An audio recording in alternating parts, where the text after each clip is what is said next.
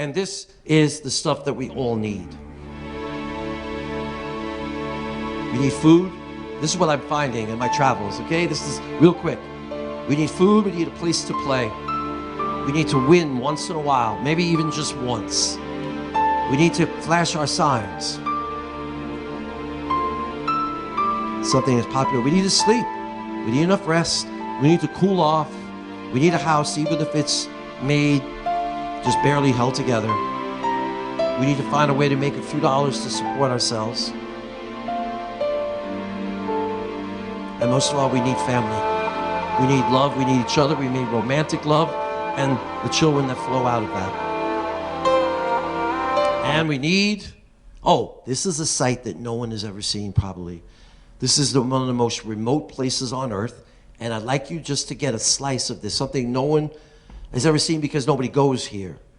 It is the poorest country on earth, and this is their downtown area. Just get a little bit of a feeling here for their lives. And see the similarities. We have our markets, we have the places and the ways we live. Might be very primitive, but it's the way it is.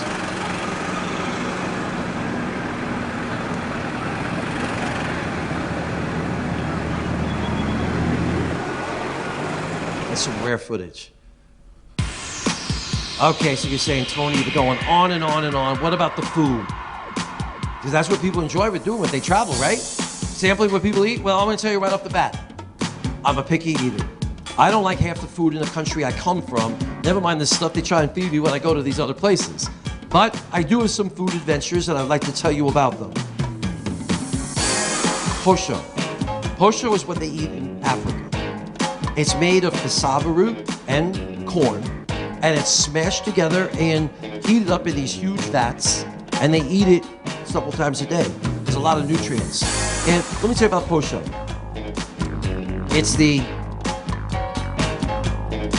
texture of rubber, and it's the color of excrement, and it tastes like dirt. And they made me eat it everywhere I went. There it is. Bon appetit. They love it though. They love it. When you go to Bolivia, there is a dish. They love their fatty meats in Bolivia. I ski fatty meats. And this is called pique macho because it's a man's dish. And me, call me a wimp, whatever you want, I only eat the French fries. Yes, I have eaten flies. These I found in Africa. People were so excited to share them with me. It would have been really rude to have turned these down. They actually tasted like chicken. No. Tasted like peanuts. But that was an exotic, maybe that's the most exotic thing I ever ate, the flies. What do you do if you have to eat in situations where there are no utensils? And that happens a lot. You eat with your hands. What's good about traveling? In South America, they have ice pops that blow away anything we have in this country. Now, I swore that I would never drink a liquid out of a plastic bag.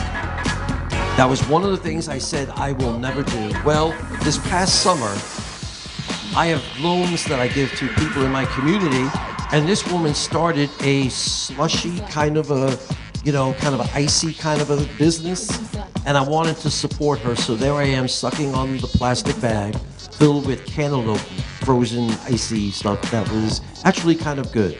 Not so good for my stomach, but it was good. Nicaragua's got pineapples, the best. And they're only like a quarter. And then you come back to the States, they're $3 and they taste like garbage. Very hard. And then there's fry bread. If you ever go out west, you must have the fry bread, either directly as a dessert or with Navajo tacos. The way to eat. This is one of my most bizarre situations. It's in Myanmar. I funded an educational program there. And they were really happy, and they were grateful.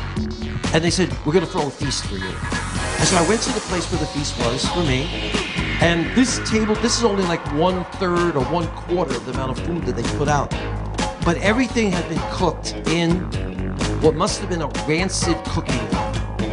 And it smelled so bad. I'm trying not to vomit, just not even eating it. But what happened was, there was a bowl of rice. And I said, I have a bad stomach and I feel so bad. You've gone through so much trouble to prepare all this for me, but I'm just not going to be able to hold it down. Is there any way I could just get that rice?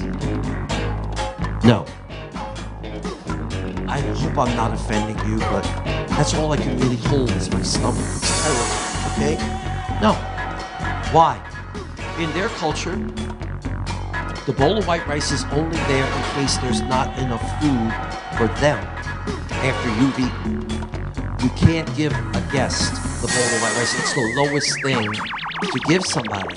Do you know they let me starve rather than give me that bowl of white rice? Crazy. Food is amazing.